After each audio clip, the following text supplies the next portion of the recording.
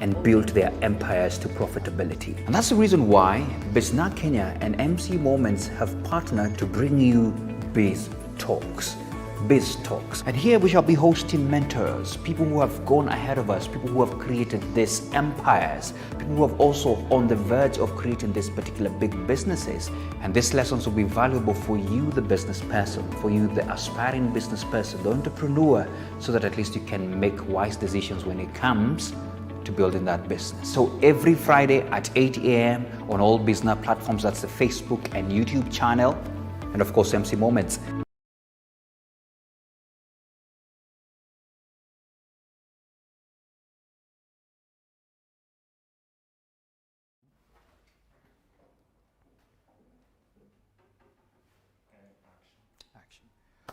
All right, good morning, and welcome to Biz Talks. Conversations we hope that will build you as a business person, entrepreneur, aspiring business person, and make you grow as well, even as you make decisions to all matters business. Now, today, hey, this month especially, because we are still celebrating the International Women's Day, and in line with that, we have a power woman. Let me use that word, because she's a woman of many firsts. Let me give you one. First woman to chair the Kenya Association of Manufacturers in 56 years. And we shall be getting to learn some of the things that she brought in, what lessons she came out with, but most importantly is that she's a founder and the CEO of Melvin's Mash. And of course, I've been enjoying a cup of tea courtesy of them, and which we'll be doing today. And so she's here and she'll be sharing her stories and the ups and downs for all of us as entrepreneurs to learn from. So many thanks. Melvin's I'm calling you Melvin's. It's Flora, fine. it's good to see you. I'm so used to it. You are Melvin's, is it? Even on the phone, people said, just serve me a Flora Melvin's. I know. So it's good to see you. Yes. We have a conglomerate from yourself as well. And I can see from the purple teas to the black teas to the green teas. Which one is your favorite? Because I have cut some out for you there. Right now, yes, Melvin's purple tea. Purple tea. It's a pyramid tea. I mean, I just love it. I know that would be new for many people. So if you haven't had a purple tea, it's time to have that. So I'm going to serve you some hot water so you can have it with. Sure. Let me just pull this aside. So it's good to see you. How has this month been for you now that at least we are celebrating you? It's brilliant. It's brilliant. And I guess that's why I'm on the color purple. Oh, maybe next time our production should ensure we have some purple stuff going around. Well, we have that. Yeah, so else. we can at least be in this season or so. Yes. Well, here at BizTalks as well, we said we want to celebrate women who are doing amazing things as well. Okay. And it's such an honor to have you here as well, because you are, as I say it again, a lady of many firsts. And it's good to have you here as well. I'll have a black tea as well. I enjoy it actually at home now. Thanks so much for really introducing even the packaging. It's beautiful. So good to have you. And I hope you understand the difference. You know, by the way, please let me know. It's not the black tea. You know, we're used to, we take the tea from the farm, we cut it, tear it, curl it. Yes. Then we put it in the dryer. Yeah. This is orthodox tea where they roll it. Yeah, because I can see there a little bit of some nice twists. Yeah, they take the same tea leaf, but they roll it. So the whole production method is different. So of course you get more nutrients, you know, more antioxidants from it, more nutrients from it. But it's lighter. Okay. So for people who like very strong tea, this is a nice evening tea when you don't want a really strong kick. Like for me, I'll still have to have my 2 cups of strong tea. Yeah. Lovely, lovely. Now you have it there. So we have amazing tea, and you better try it out. Yeah. By the way, just now that we're talking about the tea, somebody may be saying, by the way, I only know, because I used to be a Tangawizi guy of, you know, the Melvin's Tangawizi. I think that's a brand that has been there for long. It is our flagship. It definitely is. Yes, I have been there. So this is the time I'm now trying the varieties now that you have introduced these varieties. Yeah. And some of the guests who have come here, they have said they want a lemon twist. Immediately they say after, I go and try as well and say, hey, I want to try this thing and feel how it feels, you know? So all these teas are available in the retail supermarkets, right? Yes, they are. And if they're not, let us know on our social media, but we are everywhere. The whole idea is to have fun. So have a taste in the morning, have a different one in the evening. Yeah. When you're going to bed, take a chamomile, which is supposed to calm you. Yeah. You know, the youth are now very happy with the hibiscus and the berry blast. So the whole idea is just to enjoy tea during the day. Wow. And then you can take it iced. Like now our hibiscus, that's my latest. You come to my house, I'll pop it in hot water, let it cool. Yeah. Throw in some ice, lemon. Perfect cold drink. Okay. Yeah. I must say this because one of my good friends is from the States. It's called Chip Kingsbury. Yeah. He's the one who introduced me to a little bit of iced stuff. Yeah. And now that we have it now locally, hey, what's up? We better try these things out. You know? Okay. Know. I know we have entrepreneurs who are looking up to you and saying, hey, I can't wait to hear the story of Flora and all of that. And I know I sent you some questions that we're going to discuss today, but I want to have a free flow in a way. No, I'm easy. Yeah, and in a way I just want to ask you this. Before you even really introduce yourself, I'm going to throw this question. Did you always, when you look back, maybe in your 20s, did you always imagine that you'll be where you are now? Interesting question you asked. Yeah. I was just one of those kids who never got a calling. When I was going through, let's say, like your A-levels in college, you know, even the career master started getting concerned and saying, I want to see you after class. What is your career? And I couldn't articulate what I wanted. I said I wanted to do things, and today I'd go this way and tomorrow I couldn't articulate what I was actually wanting to do. Yeah. And eventually my father just said, listen, Flora, you're good in accountancy, tell him you want to be an accountant. Yeah. So that got the pressure off my back. Yeah. But it didn't solve my problem because I was unable to say what I wanted. Okay. But so when I finished my degree, I came back to Kenya and I started doing my CPAs, which is what everybody does. Yeah. Because I started believing this story that I'm going to be an accountant. Yeah. And 9 months into it, and I had started my CPAs, one day James McPhee, who was in Strathmore, called me and he said, excuse me, can I see you? And I said, yes. And he says, who's paying your fees? I said, I started laughing and I thought, there's a trick here.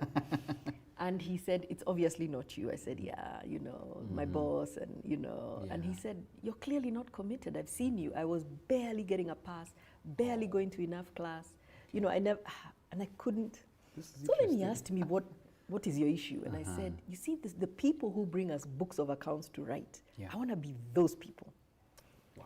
So he said, that's a business person. And I said, yes, but I you know. So it was in you, you could feel. It was in me, but I couldn't explain it for people to understand. The word entrepreneur was not even, you know. And business, it was called business at the time, was considered for failures. Okay. So I said, I've tried to sort of tell my people, and everybody was like, so he said, but who are you lying to? Okay. And I said, it's true, and I sat with him, and I went home, and 2 days later, I wrote my letter. And I took it to my boss, my then boss, and I said, I'm out. And she said, what do you want to be? I said, I'm going to be the one making the business. You guys will be the ones writing my books. That's bold. It was bold, it was scary, and she was my mom's friend, so of course, first phone call, and they're like, what? Yeah, you Get need home. help. I remember that evening, it was like 4 hours of a lecture. And, I know, I can imagine. Are you sure? Is everything all right? Is everything okay? Women get married. Yeah. You know, we've taken you to so many, you know, you've studied wherever. Yeah. You know, what is the problem? Okay. And I said, I want to be a business person. But of course, I think for at that time, really, this is 25 years ago, it wasn't kosher. Yeah. Business was considered for failures. Because business was sort of understood as just trading. A lot of people would study to get employed. Yes, that was more the notion, especially of our parents. Yeah. So what do you mean? And then I couldn't articulate it. It also didn't help. Okay. So, you know, I sat home, we started fighting. Yeah. So for 3 weeks, it was just cat and mouse. You know, I knew they come home for lunch, so I'm never there. I knew they come home in the evening, I run away. Yeah. So then my mom just said, listen, I want to see you. Have you thought about what you want to do? But when I was leaving, my boss then, she's called me Mrs. Muya, Charity Muya, she told me, come. And she took me through a lot of the books we were doing were people I had now known in the time. The good thing about working in a small firm, it was an auditing firm, I managed to do a lot and saw a lot of books and a lot of business. And she said, look at this account. They used to turn over X, now they're turning over Y. And she said, whatever you do, build a business with a legacy. Wow. Build a business that can work without you. Wow.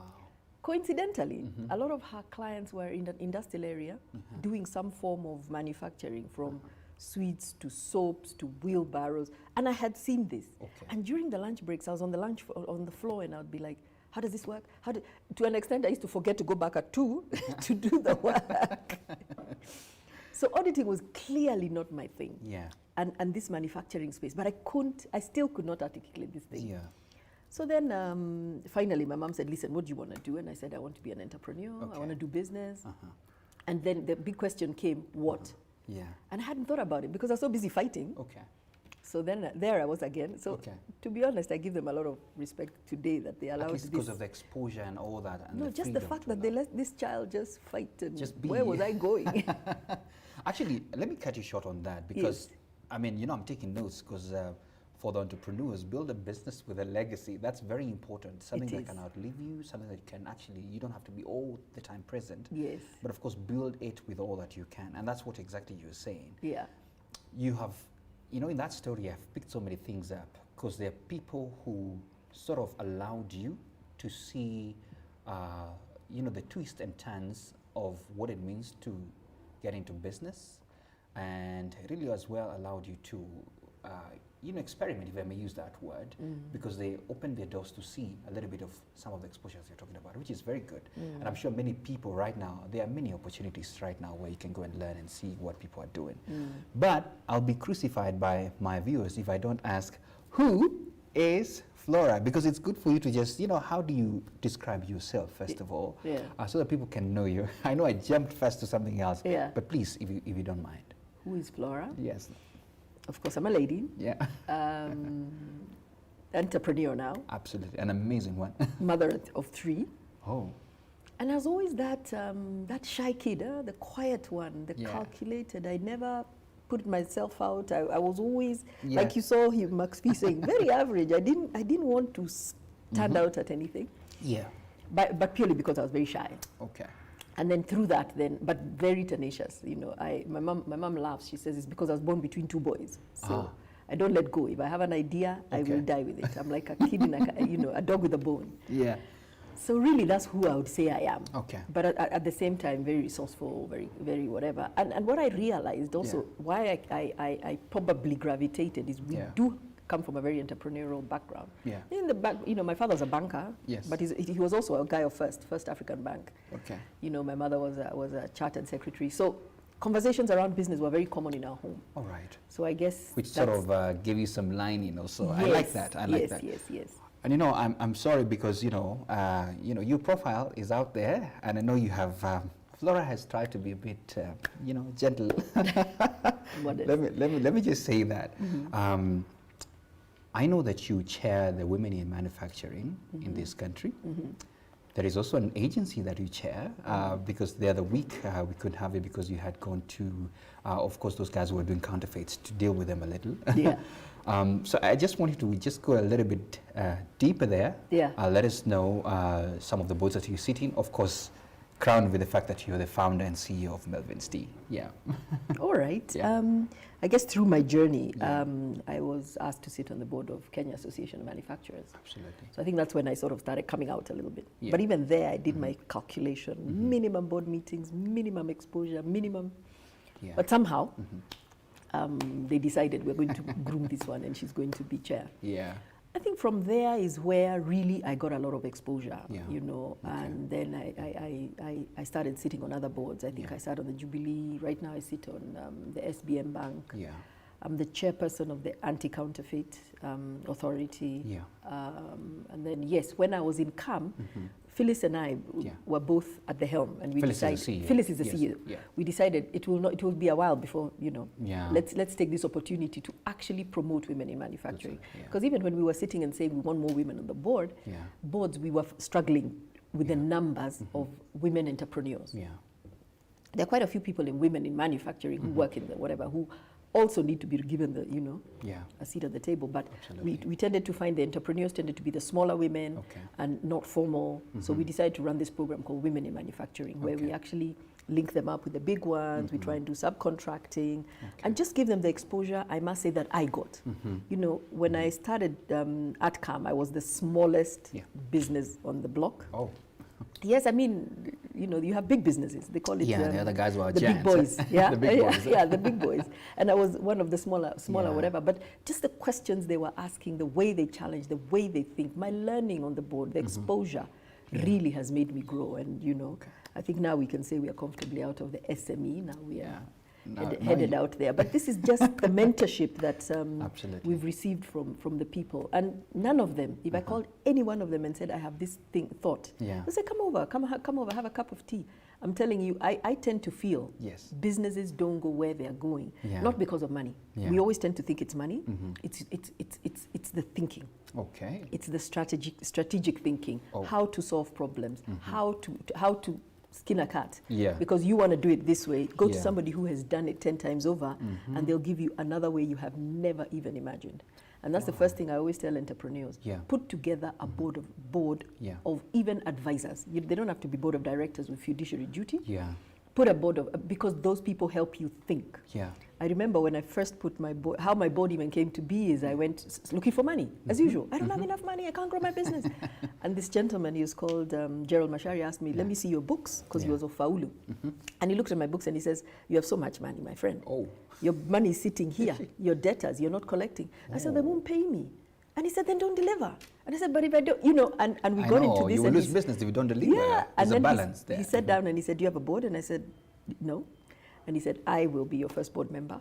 Go get what you think you need, and call me for your first meeting. And he kept at me until I did that.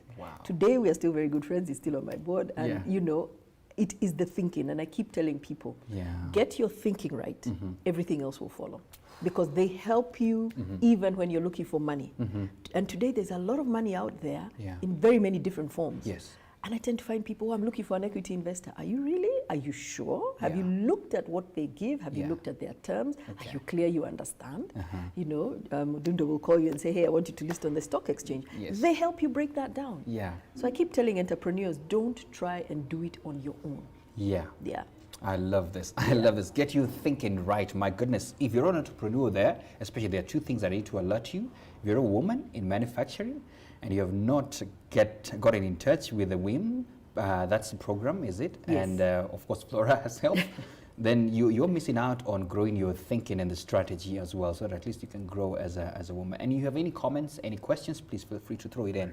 You know, I still want us to go to the one-on-ones. So I'm still going to ask you the question about the journey of Melvin Smash. I know you've already touched a little bit some of the ways that, you know, some of the struggles you're trying to look at, even in the financing and all that.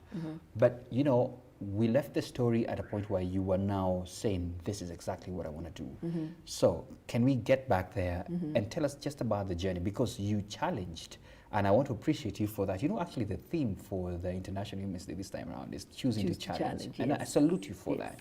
So you chose to do this because tea was a reserve of just, if I may call it, the state or the state organs. And you came in and you're among the first.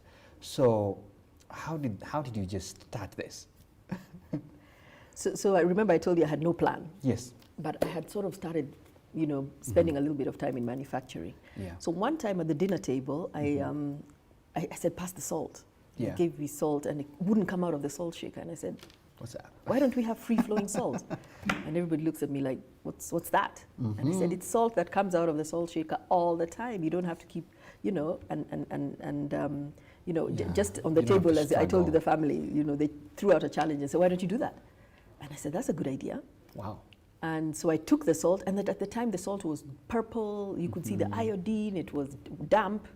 So I took it. I didn't live too far from Kabete Food Technology, the campus. And I went there and I said, I want to make this free-flowing. And it was Professor Karuri looks at me and said, have you done food science? And I said, no. And he said, so how do you expect to do that? I said, you're going to teach me. He was so amazed by this person that, you know, he said, okay, fine. He looked at his calendar. Of course, these are a few meetings and a few fights. And he said, listen, I have the next 3 weeks, come here every afternoon, 2 o'clock to 5 o'clock. I will first teach you the principles of food.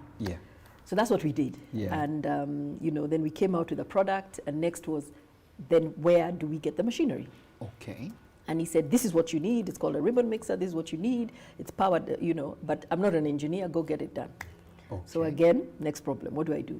So I started calling around and meeting people. And then I found an organization it was called SEPSO at the time. And you would walk in with your idea, and if you need an engineer, they would give you an engineer. And he drew. And then I went to industrial area and somebody made it. But I didn't have money. So then I started saying, here we go. This is where I need the money. So I went back home and I told my parents, give me money. And they're looking at me like, what part of this don't you understand? You were employed, we've educated you, we're not giving you no money. Didn't you have a plan? Of course they knew I didn't. And I said, no. So again, now I went out into the field and I started asking everybody, where do I get money, where do I get money? And I found Kenya Women Finance Trust were giving funds. But first you had to do a program of business planning for 3 weeks, and then you had to get somebody to put up a security. So then I went back home and I said, Mom, put up a security. And she's like, no.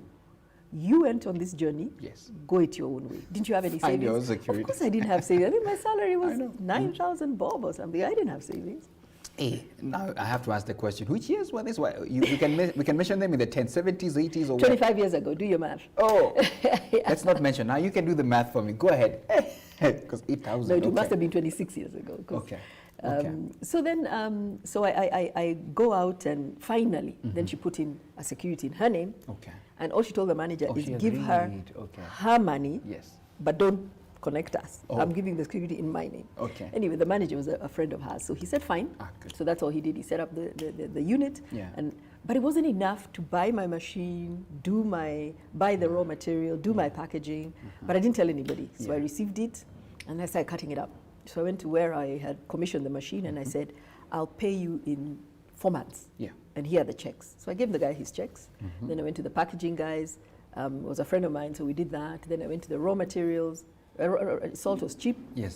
So off I went and I started making this product. And all this, you're believing it will be, the uptake will be amazing. Of course of course it will be. First free flowing, all Kenyan households. I mean, I knew I had made it. I'm done. There must be some faith there. Anyway, but go ahead. It's called dreaming. So here I am dreaming, and we made the product. And then I started trying to take it around, and everybody was like, what's this? What's free flowing? Even today, I still have a problem trying to explain to people free flowing salt. So one of the hotels I went to, I think it was the Sarova, I went and they said, lovely. In fact, we're struggling in Mombasa, bring 100 dozens. And I'm telling the guy, no, I can't. You can't manufacture all that. I don't have the money. And meantime, my checks start bouncing from the guy who I had paid for the machinery. But I didn't mind, it was 300 bob, so I said, I'll pay you. The story of many entrepreneurs, but anyway. So then I leave him alone and he's making noise and I'm like, I'm coming back. And then now I went home and again I need more money. And then my friend's mom says, what's your problem today? And I told her, she said, okay, I'll lend you the money. And I said, I'll pay you in 4 days. So I go, I get this, whatever, I made the salt, I deliver. And I bring an invoice in the morning, the next day. Please pay me. And they say, no, our terms are 90 days. Of course, I haven't done my homework. Another story now. Another story. So then I said, no, I can't do this. I borrowed from a friend's mom, I have to pay back. So then I said, I'm going to wear these guys down. So every day I started going there, every day. So of course we became friends, I'm having tea. And he says, oh, my mother, a friend of mine says, oh, my mom is disturbing me. She started to pack tea. I said, tea, why tea? And then there was a monopoly on, government monopoly on a particular brand, and now it's opened up. That was a Thursday. Asked him, what do you know about it? He said, oh, my friends are in tea. By Monday, I was in Mombasa. Went to Mombasa, learned about tea. As I'm learning, I'm telling them, please sign me in. I want to be part of it was T-board, you had to be signed in by brokers and buyers. Seize in the moment. And so they were asking, what do you know about it? You're just learning it. I said, just sign me in. I do these things together. And they look at me and they said, we will. However, I won't see you in the evening. So in the evening, I go to meet these gentlemen that I've never met. I mean, I just met them in the morning. And they asked me, who do you think you are? And I'm like, why? You're just asking us about this. You're saying you're going to pack it. You have no clue. How are you going to go up against what was a monopoly? I know. And I'm looking at them and saying, I will. That's not a problem. Of course, inside, I'm burning and I'm thinking, wow, what have I done? So on my way back from Mombasa, I really I thought about it, I thought hard, and I said, I have to secure I have to de-risk myself in some way or the other. So I got home and I love my tea, I told you. I went for my usual and I started cooking, and then I go for ginger and there's no ginger. I'm like, oops. So I go back to the kiosk, bought the ginger and came back. And that's when my penny dropped and said, how many people are like this? How many people cannot drink tea without? You gotta do a lot of things and mix things up. And that's where my idea came. So off back to my university, came out with another product. And that really has been the journey. So it's just looking for opportunities around you. The biggest principle I keep telling entrepreneurs, don't do because Flora has done. Look for what problem are you solving. Because I thought I was going to do the tea, thanks to the people who I came out with a tea, normal tea. It was called Melvin's Premium Tea and Tangawizi Tea. When I went to list, in Chandarana, I think they were gentle, they took both. When I went to Chumiu to list, and the gentleman told me, I'm not interested in your black tea. I'm interested in this one. It's different. It's different. And that was the beginning of the journey. So there's a place of value addition, because it is not a story that there was no tea, but it was the value that you're bringing into the tea. You're solving another problem. How many people wanted different? Absolutely. I mean, as Kenya, ginger is one of the most common spices. How many people used to do that?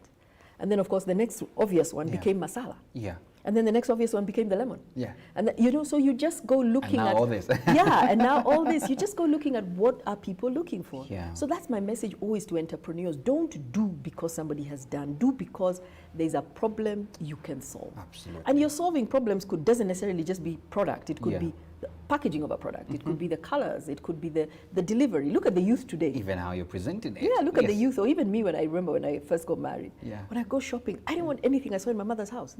Because you're just revolting as a young... I want to be you. You know, yeah, so I want to be me. So I start picking up all these things. So there's opportunity for everybody. Absolutely. So start understanding your consumer. Follow your consumer if you've decided this is the age you're dealing with. Yeah. And give them what they want. Wow. Hey, take homes there. What problem are you solving? My goodness, I love this journey. Hey, Flora. So, okay, you know, actually, one of the questions I wanted to ask you, you've already answered it, was actually the start, where now you're trying to get the salt part of it, and then now how you jumped into tea, and wow, such an amazing journey. And then tea became such a big sea of opportunity. By itself. You know, we haven't moved too far out of it. We do have rice, because one of the supermarkets asked us to package rice for them. Yes. And then we came out with brown rice. Okay. Melvin's brown rice. Okay. And we'll probably one day go into other products, but there's just such a huge opportunity. It's still huge. You know, people come from the States and say, my mother cannot take anything. How do we get it to her? So now we're looking at all that. Okay, I have to ask you this question. Yeah. The name. Yes. I have to confess this. Yeah. First time I started taking it, I thought I was consuming something international from somewhere else, because I know the name is catchy in a way. Yeah. So what informed the name? Is it someone that we know or something? I don't know.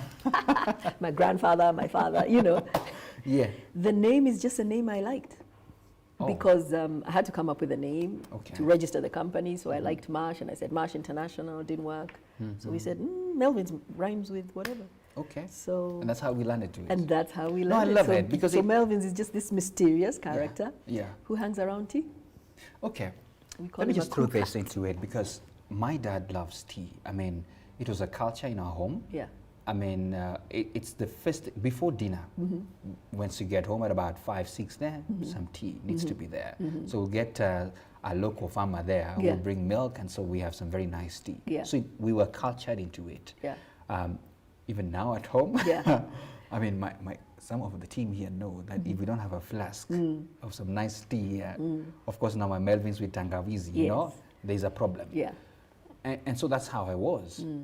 I don't know what has been, now that you're in the tea industry, definitely, I don't know what has been your view. Of course, mornings, I think it's a Kenyan culture. Tea is something that is an ingredient that must be there. Yeah. But are we seeing this uptake and the appetite still going on, in your own view?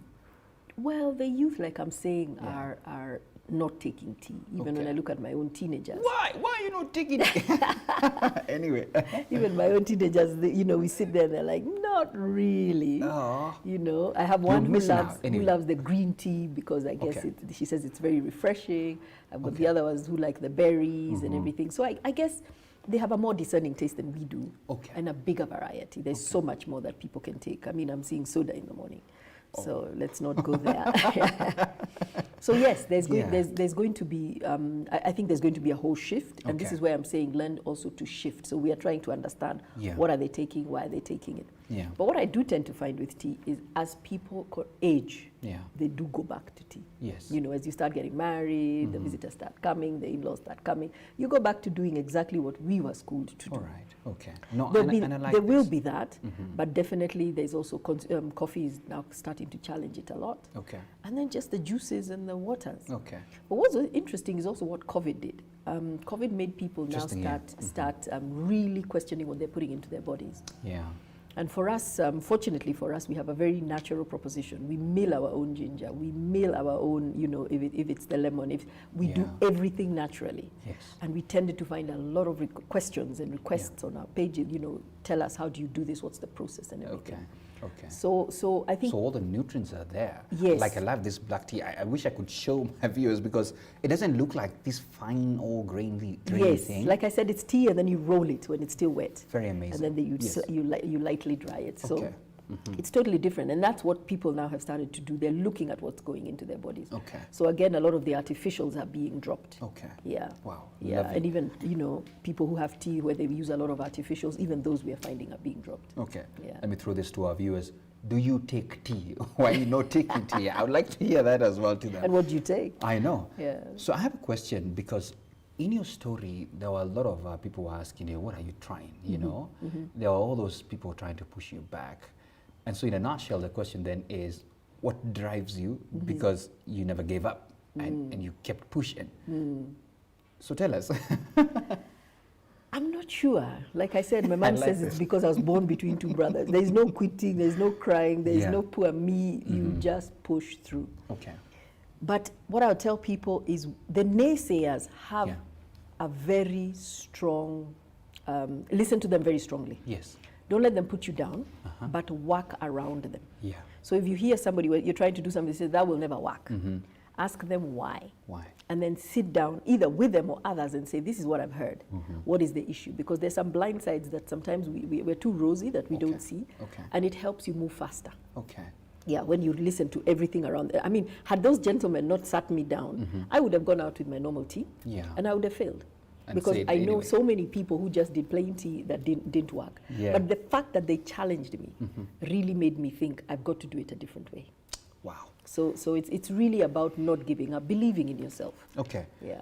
Let's talk about the elephant in the room for many entrepreneurs. They talk about cash. Yeah. Cash. Oh, we don't have the capital. Oh, we don't have all this. Maybe you could talk about yourself in the start. Of course, we have had a little bit, you had to really push your mom, at least they was help me out. And of course, the bank that gave you something. Today now, because I know, and we'll talk about that later, about mentorship. You speak to a lot of business people, women as well, and cash has always been a subject every time. I may want, from your own experiences, help entrepreneurs understand maybe the alternatives they could get for their cash, and from your own self, how did you maneuver that journey so that at least you're not all, and I know you've spoken about the challenges sometimes of bouncing checks and all. How do you maneuver this elephant of cash? Yeah. Number one is to realize cash is king. Yeah. So when you have it, guard it. Okay. If you give it out, collect it. Okay. Negotiate hard. Yeah. You know, as much as you can. I remember when I started, I went to one of my suppliers and it was written, in life people don't get what they want, they deserve, people get what they negotiate. Wow. It's not what they deserve, but what they negotiate. Yeah, and those words never left me. So even today when I go into the banks, I'm like, I want 12%, like the big people. You know, and they're looking at you like, you're not the big people. And I say, that's what I want. And at least it brings some, you know, they will give you some leeway. Yeah. So I think it's really realizing, number one, if you're starting a business today, you do need a kitty. Whether it is you've been, you know, saving your salary all along, you do need something to start with. That's true. So I had no savings. Remember, I had no plan because I didn't think this would be allowed. Okay. And I keep telling entrepreneurs today, you're so lucky that it's unaccepted. You can start entrepreneurship in college. It was not there for us. Yeah. So, but there's a lot of, I borrowed from my circle. As much as I did get the security from whatever, had I not gone shopping to see who was giving this? Yeah. Because what she did is, once she put a little bit of a security, they gave me double of what she put. Wow. So it was also going out there and seeing who has what. Yeah. You can do invoice discounting. So when you supply somebody, you can discount it at usually 2%, and then use that money to trade. Okay. You can have what you call a stock loan. With my bank, I have stock loans. Yeah. You can do asset debenture, where they take all your assets and then they lend you against that. I know people like Equity particularly good at that. Yeah. My bank and CBA pretty good at that. Okay. So there are different models now that you can take. Yeah. And then the other one that I'm finding that is getting headway is really just saying, I am an SME. I've just started. Yes. I really can't afford to give you 90 days like everybody else. Yeah. Can you pay me in 14 days? At least. And there is a grace coming through on that. Wow. I have a program now where as you said, it's negotiating, telling them as it is. It's negotiating and telling them what it is and promising them extra. Because today, if I have, like, we buy, you know, if it's lemongrass, if it's our hibiscus. Yes. If I have somebody coming to tell me, I will give you excellent service, I will give you fresh product, but really I can't do the terms you want. Yeah. Really, at our size? And don't you owe it to somebody to grow them? So we do have a Melvin's mentorship program now. Wow. So I have women that I mentor. Amazing. I've seen that. You've seen that, yes. I've seen that, yes. And what I try to do for them is, on top of just sharing my story, I share my challenges. So once they hit a wall, they'll call, say, Flora, this is what I'm going through. Yes. But the other thing I'm trying to do for them is to open doors. Okay. So when I go to somewhere like Naivas, where I have a relationship, I'll say, listen, please just give these women a chance. Listen to them. Yeah. Help them. You know, and they'll tell me their challenge. It actually, the first time I went to them, they were so graceful. They actually hosted our graduation ceremony at their premises, at their cost. Wow. And the women graduated, and they were given a pitch. So they got time to go and pitch their products. Okay. And you'll see to the supplier who will tell you, I won't take this because it's not going to match up to the other. I will take this because this works. But I think I can only sell it in 5 outlets. So it's really just helping other people grow. So look for these kind of programs. They're out there now. Right now, everybody knows the importance of supporting SME. If you look at Africa, we are saying, what, 85% of SMEs are women or youth. We have a youth bulge. If we don't grow these guys, what next? What next? So we owe it. We owe it. We owe it to the youth. So I keep telling entrepreneurs, commit yourself to hard work and stop this. I feel entitled. I should be. You will not be given. You have to get to the ground and work. Get to the ground, work, negotiate, deliver. Deliver. And the opportunities will open up. I know people who have just given me grace. For no reason whatsoever. I didn't deserve it. Yes. And I played around maybe a little bit, Yeah. but I put myself together, and I'm where I am because other people open doors. Yeah. I love the fact that you're putting it as it is, that there's really no shortcut. Hard work is a given. You have to throw in the hard work. You have to do the work. And number 2, the opportunities are now wide to raise your capital. It's not like in those days when you were started. And so you need to explore more.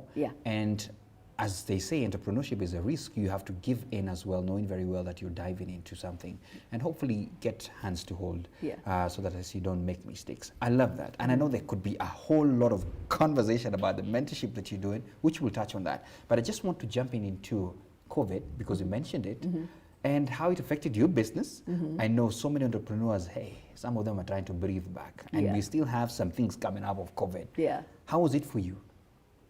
Like I told you, our natural proposition just played into COVID. Okay. So people were like, I remember my ginger. Yes. I remember my masala. Absolutely. Yes, I want my lemongrass. And those are the things people are taking. Yes. Especially the lemon. Yes, lemon and ginger. We actually couldn't satisfy the market. I want my lemon and ginger because they know we have we grow it, we get it from the farm and put it in your tea bag. Amazing. So for us, COVID was not bad. Okay. It was not bad. We didn't tank. Actually, we grew. Yeah.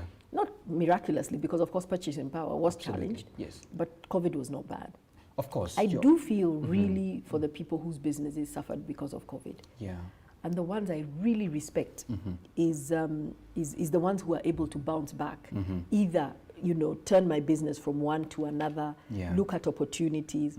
And there was a lot going on. I agree. There's a time where things hit you, and you really don't have the strength to bounce back. And what I tell people is take a rest, but get up, because life doesn't owe you nothing. Yeah.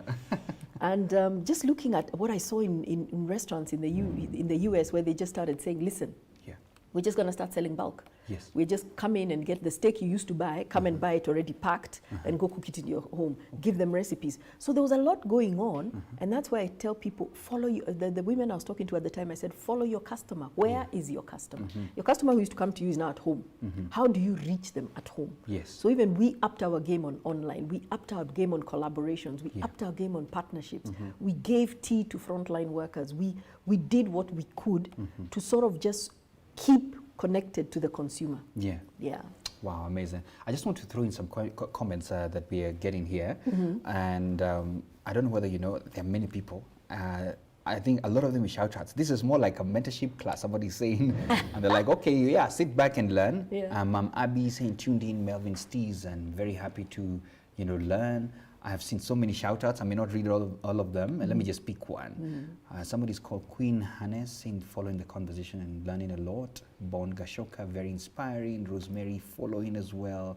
Simpet, great insights there. Mbaka tuned in, enjoying the conversations. Amazing. I like the discussion, especially for the sake of the youths. Absolutely. You better take up this particular conversations.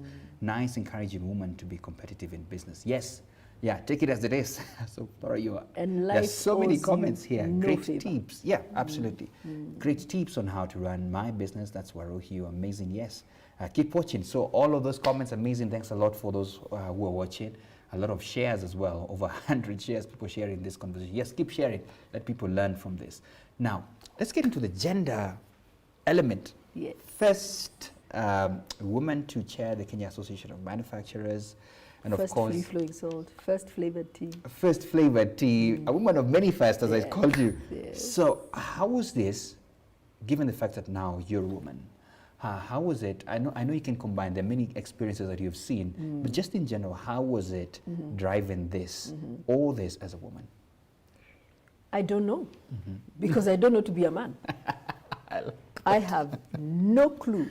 Yes. I remember when I was like 5 years in, IFC came and they said, want to interview as a woman in business? And I was like, okay. And they came and they put on the cameras just like this. Yes. And they started saying, how's it to be? And I said, I don't know any other way. Wow. So for me, I don't think it's about being a woman. Yeah. It's about, do I have a compelling story?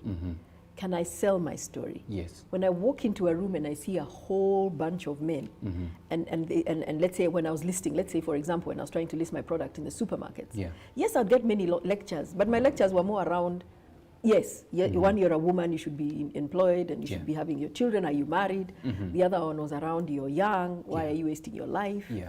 But that to me was not because I was a woman. For me, it was about, this is what I want to do. This guy's in my way. So therefore I go to the next guy and this one is in my way. So I didn't even realize. I think for me, I was very, very innocent towards this. Remember I told you I was brought up between two guys. So it was really, if you're fighting for the sausage, you have to get it.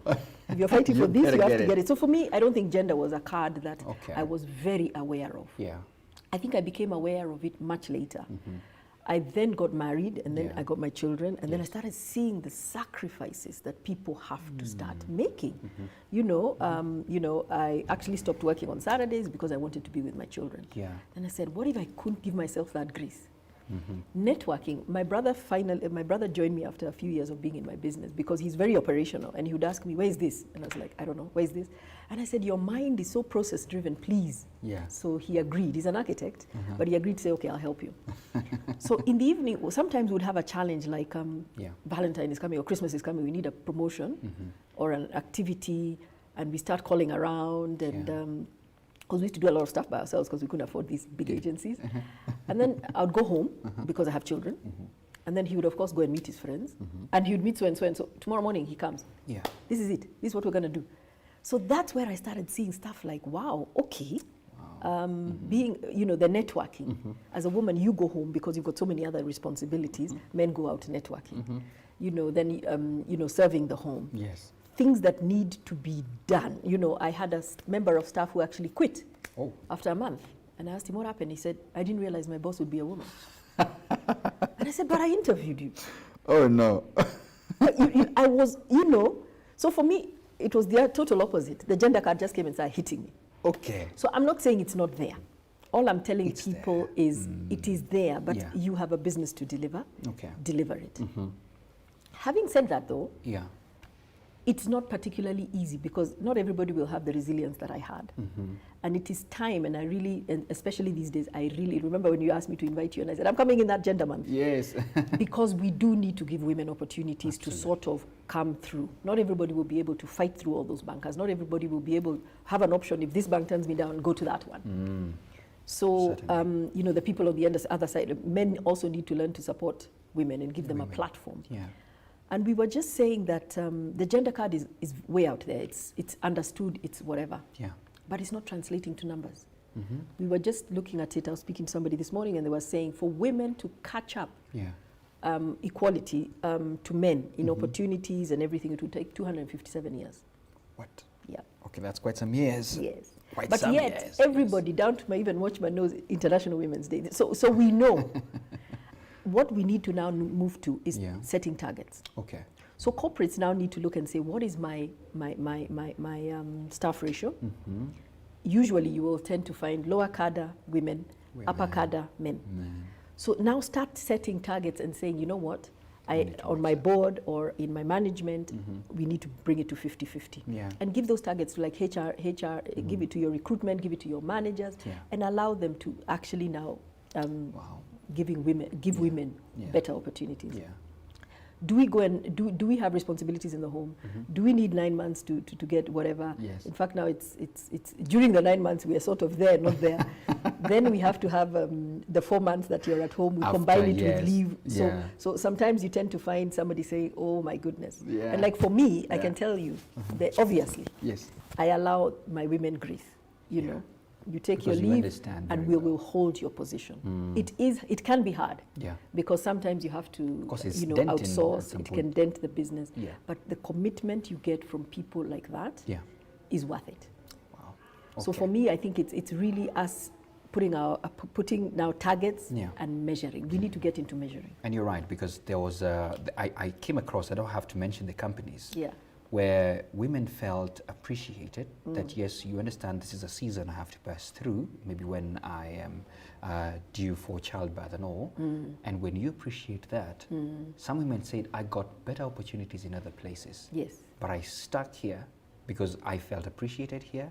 They understand me and they don't push me as if I am somebody who is maybe a burden or something.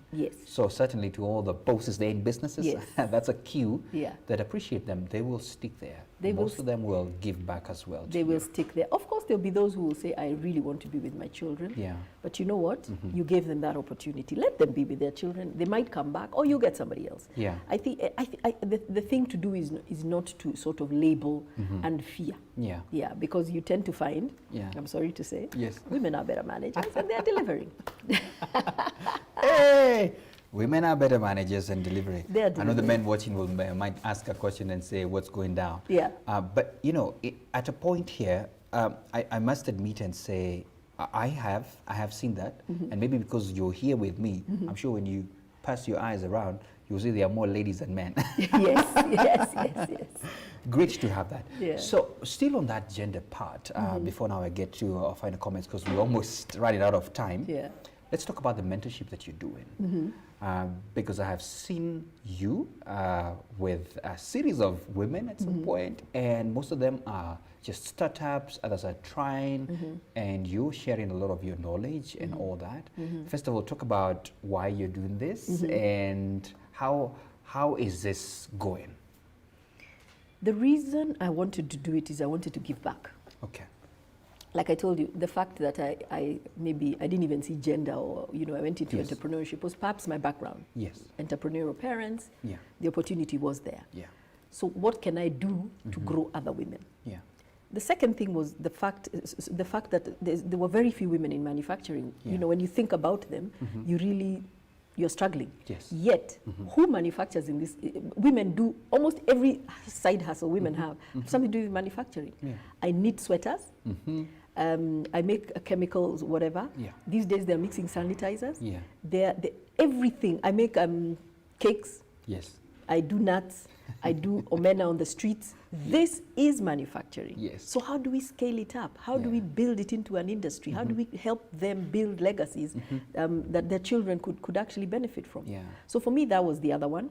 And the third one was around just the youth issue. When I look at the demographics of Africa, we have a youth bulge. They are not going to get jobs because there are not enough jobs. Government is not employing, etc., etc.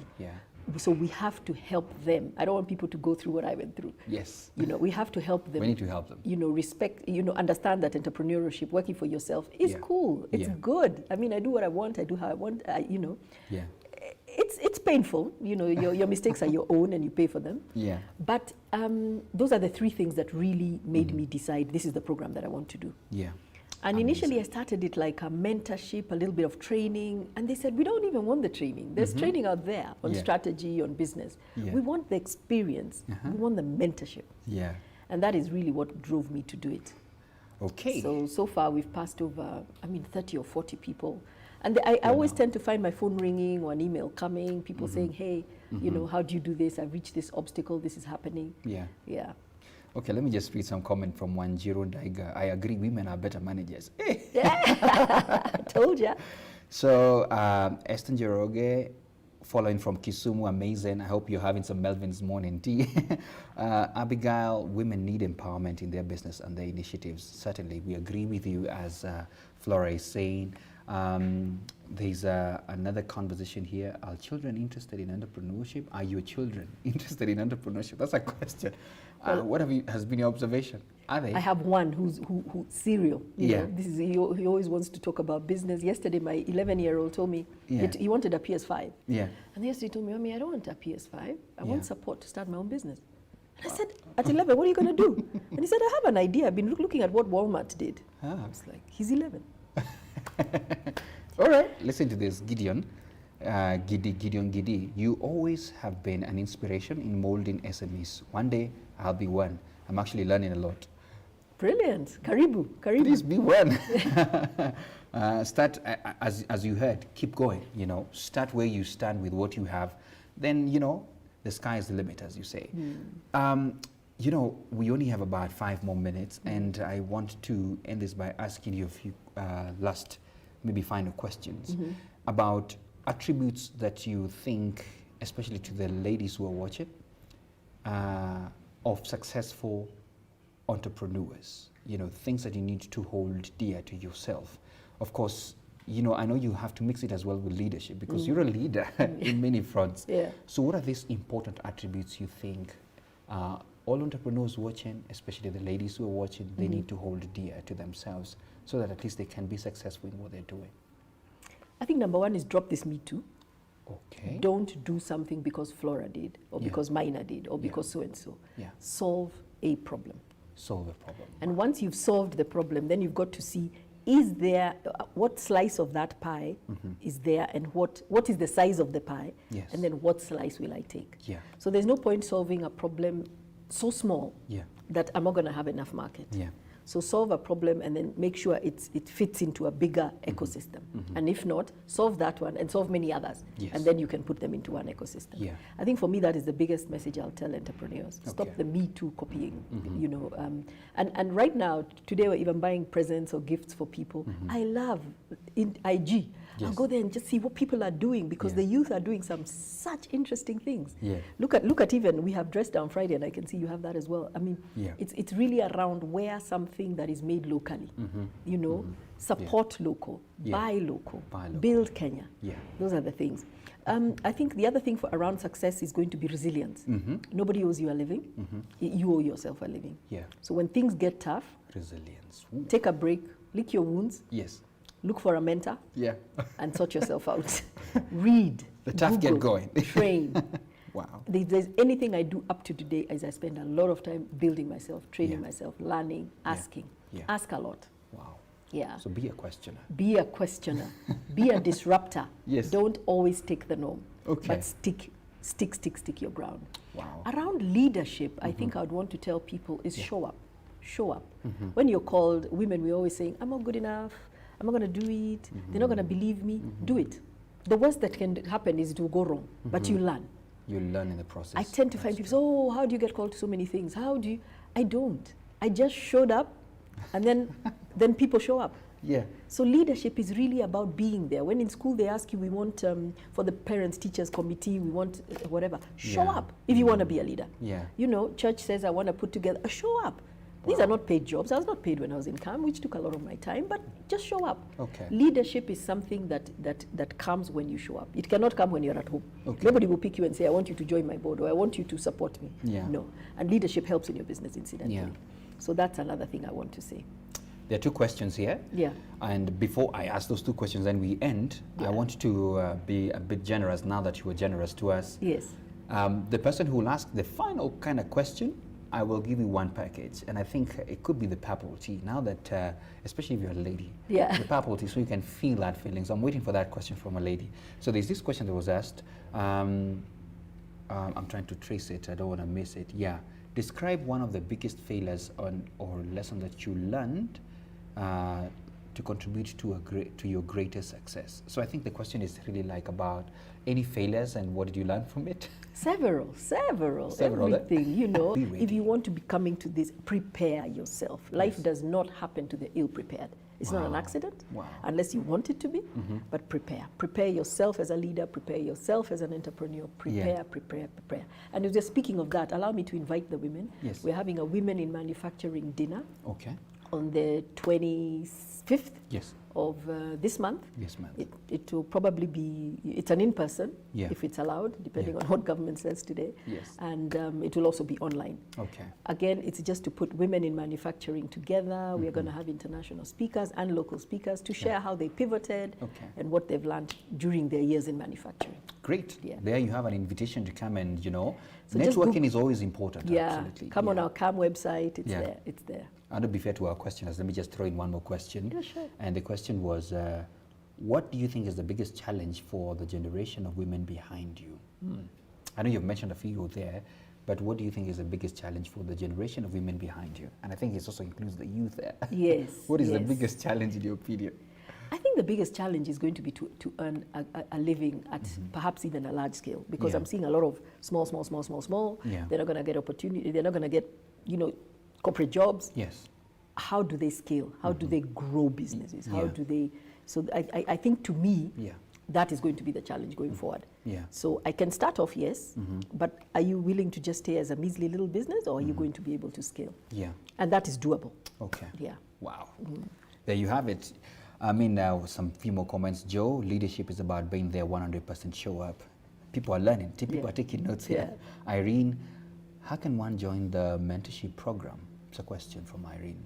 Just come onto our website and register there. Okay. Yeah. So the website is Melvins? melvinstea.com. Okay. Yeah. So get to the website, get to know, so you can at least join there. Yeah. Buy Kenya, build Kenya. Yes, absolutely. We are buying Kenya and building Kenya. Someone said this, we don't get what we deserve, but what we negotiate. Samuel, I'm inspired. Yes, that's it. Thanks a lot for those comments. There are so many. I can't read all of them. Let me see if I've missed any other. Oh my goodness, there were so many. But guys, I just want to appreciate you. I want to get to the closing now remark from you. And it's quite heavy. First of all, what's the future for you? And what will be your parting shot to any entrepreneur watching? You know, they're saying, wow, what an inspiration. So first of all, the future for, of course, Melvin's Mash, and parting shot for all entrepreneurs who are watching. Okay. Yeah. When I started my business, I think what really used to hurt me is 95% of Kenyan tea, actually I think it was almost 100% of Kenyan tea, is sold in bulk. Yeah. So when you go abroad, yes, and that's where I had studied, you don't find Kenyan tea on the shelves. Yeah. So we were always hustling with our bags and taking tea, your aunties asking for tea and everything. And that was my mission then.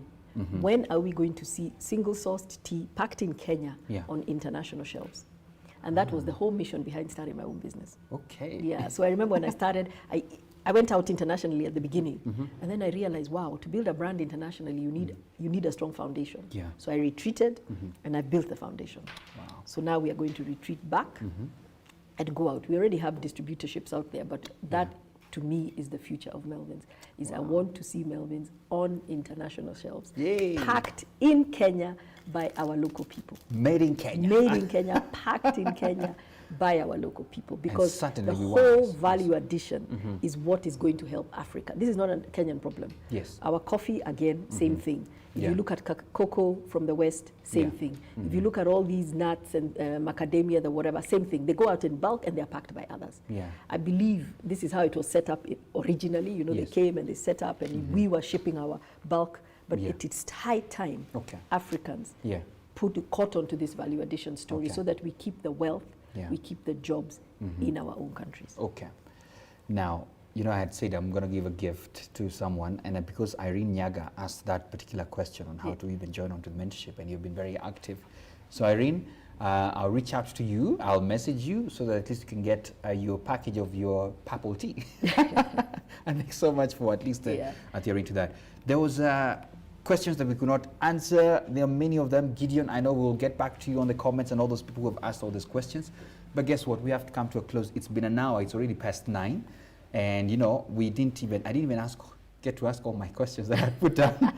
But that tells you that there was a lot of inspiration to the people. The number of views that we have seen, over 360 shares for people to learn. I mean, this is amazing. Wow. Thank you so much, Flora.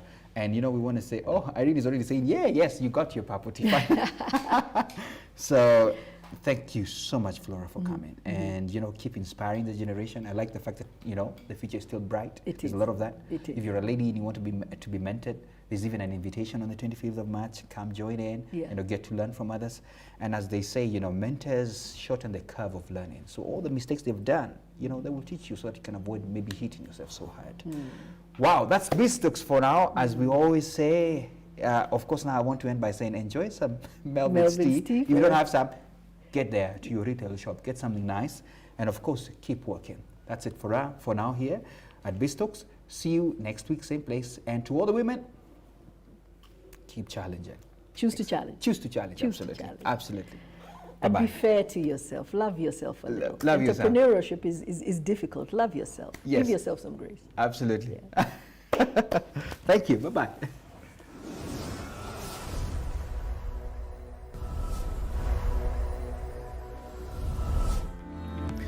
Now, everybody has a different story when it comes to building a business. To some, it's never an easy task to partake. And to some, they have very good stories of how they started from scratch and built their empires to profitability. And that's the reason why Bizna Kenya and MC Moments have partnered to bring you BizTalks. BizTalks. And here we shall be hosting mentors, people who have gone ahead of us, people who have created these empires, people who have also on the verge of creating these particular big businesses. And these lessons will be valuable for you, the business person, for you, the aspiring business person, the entrepreneur, so that at least you can make wise decisions when it comes to building that business. So every Friday at 8 a.m. on all business platforms, that's the Facebook and YouTube channel, and of course MC Moments.